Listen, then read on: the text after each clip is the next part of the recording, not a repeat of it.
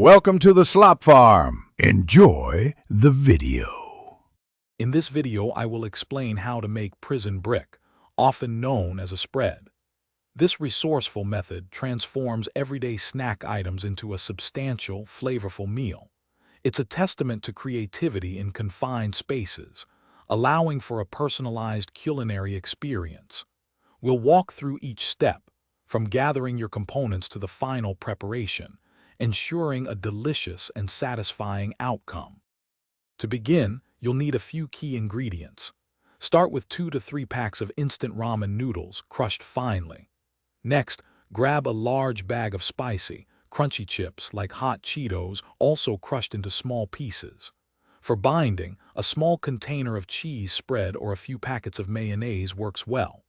Finally, ensure you have about 1/2 cup of hot water ready for the mixing process. Now let's get to the preparation.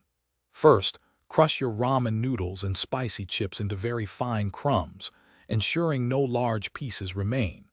Next, transfer these crushed ingredients into a durable, sealable bag.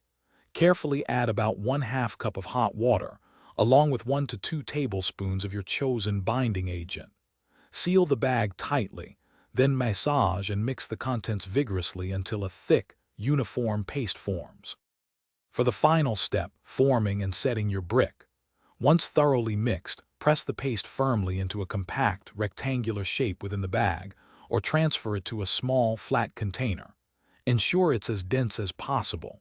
Allow the formed brick to cool and set for at least 15 minutes, or until it holds its shape. Then carefully unwrap and enjoy your unique, homemade prison spread, a truly resourceful culinary creation. Thanks for watching.